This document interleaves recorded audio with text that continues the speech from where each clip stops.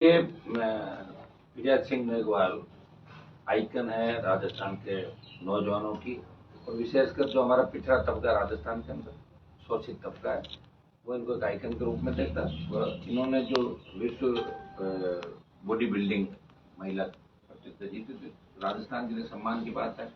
इनके समाज के साथ साथ इन्होंने राजस्थान को गौरवान्वित किया, और ये मेरे लिए खुशी की बात है। एक सेलिब्रिटी आइकन, जो युवाओं की आइकन है, उसने आरएलपी पार्टी पे भरोसा किया। ये पार्टी पिछड़ों की, दलितों की पार्टी है। ये आदिवासियों से लेकर तमाम सर्व समाज, ओबीसी वर्ग से लेकर सारे समाजों की पैरोकारी राजस्थान के अंदर करती है। और मेरी जो 3 विधायक, उनसे 2 विधायक है वो दलित समुदाय से आते हैं। एक मावरी समाज से इंदिरा जी आती है, मेघवाल समाज से मेरे जो प्रदेश से लंबे समय तक हैं। सारा कारवां और बढ़ा, तो पीएस सिंह के आने से पार्टी को मजबूती मिलेगी और नौजवानों को एक रास्ता मिलेगा, और नौजवानों को एक संदेश जाएगा कि आरएलपी ही सच्ची ऐसी पार्टी है। जब आज के इस दौर में लोग कांग्रेस बीजेपी में भाग रहे हैं, कांग्रेस बीजेपी महाराज, बीजेपी कांग्रेस में भाग रहे हैं, दूसरे पर आरोप लगा रहे हैं, सुबह किसी पार्टी को अच्छा बताते हैं, तो एक संदेश नौजवानों में जाएगा। और 70 लाख 80 लाख बार वोट मतदान आने वाले टाइम में हमको देंगे जल्दी। ज्योति मुखर्जी उनका तो ऐसा है कि तो 2 बार इलेक्शन मेरे सामने हार गई थी, और मुझे चुनौती देने की जहाँ तक बात करी, उसको पता नहीं मैं तो खुद की पार्टी और तो बीजेपी का दामन थामा है। अगर खुद की पार्टी न तो उसके दादाजी बना पाए, न उनका परिवार कोई बना पाए, हमेशा पार्टी बदलने का जो रिकॉर्ड है उनके दादाजी के नाम रहा। उनके दादाजी ने देश की कोई पार्टी नहीं छोड़ी जिसमें वो नहीं गए, और सारा उसका परिवार था। वो पार्टी बदलने में माहिर है। जिस तरह कपड़े बदलता व्यक्ति, तो पार्टियां बदलते रहे, और इसी का परिणाम है। मेरी वजह से पार्टी नहीं बदली। ईडी के रडार पे इंडिया बुल्स, जिसकी वो डायरेक्टर इंडिया, और मजबूरी के अंदर उसने पार्टी ज्वाइन की। मेरा तो खाली नाम वो ले रही है, वो ये नहीं बता रही है कि जब 2009 में उसको सांसद बनाया था, तब सबसे पहले आशीर्वाद किसके पास लेके गई। मैं बीजेपी का विधायक था, विधायक होते हुए मेरी इच्छा से इसको टिकट भी दिलाया, उसमें मेरा झगड़ा था। टिकट दिलाने के बाद पहली बार पैर छुका आशीर्वाद किसके लिए, वो भी आप पूछना उसको। पहले एमपी किसने बनाया वो भी बता दे। हराया तो मैंने था, वो नहीं बताया तो बनाया किसने था। जब मैंने बनाया तभी तो सारी दुकानदारी चल गई आगे। अगर एमपी नहीं बढ़ती दुकान नहीं चलती, दुकान में नहीं चलाई इस राजनीति के अंदर। तो इन बातों का कुछ भी नहीं पता। मुझे चुनौती कौन दे सकता? मैं तो खुद पहुंचा दे रहा हूँ बड़े बड़े लोगों को। मोदी अमित शाह को चुनौती दे रहा हूँ, जो लोग को चुनौती दे उसके बेटे को हराया, वसुंधरा को राजस्थान से बाहर भेज दिया। अभी चुनाव आ रहे हैं ना, तो 2-3 महीने की तो बात है।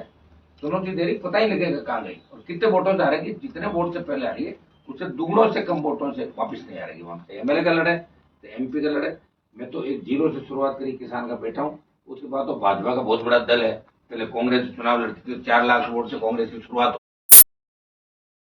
स्वीकार करूंगा, और उसको फिर एक बार उसकी हैट्रिक वापस में बढ़ाऊंगा नागौर।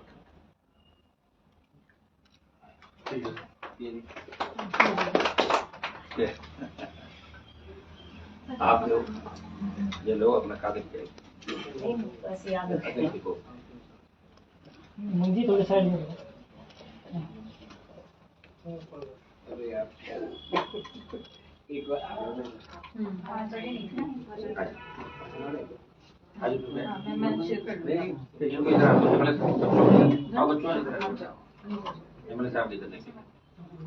आप आ जाओ इधर, नहीं आप आ जाओ, फिर अपना साथ जाएंगे। जी आज आपने आरएलपी ज्वाइन कर लिया, अब आगे क्या कुछ कार्य होगा और किस वजह से आरएलपी ज्वाइन? आरएलपी मैंने इसलिए ज्वाइन की कि सर पीड़ित, दलित और शोषित लोगों के खिलाफ खड़े हैं, और जिस तरह अभी देखा जा रहा है कि व्यवस्था सुधारक में इनका बहुत बड़ा योगदान है, और मैं शुरू से सर को फॉलो करती हूँ। और सबसे अच्छी बात सर की है, जो बोल देते हैं वो करके दिखाते हैं। और आज तक जितने भी हुए हैं भाजपा कांग्रेस के राज में, जितने भी ये महिलाओं पे अत्याचार हो गए, चाहे अभी जैसे चुनाव को लेके हो रहे हैं, छात्रों के चुनाव को लेके, तो वहां सर डेफिनेटली पहुंचते हैं। और मैं खिलाड़ी हूँ, खिलाड़ी होने के नाते जब जंतर मंतर पे पहलवान बैठी थी महिलाएं, तब सर वहां पे गए थे।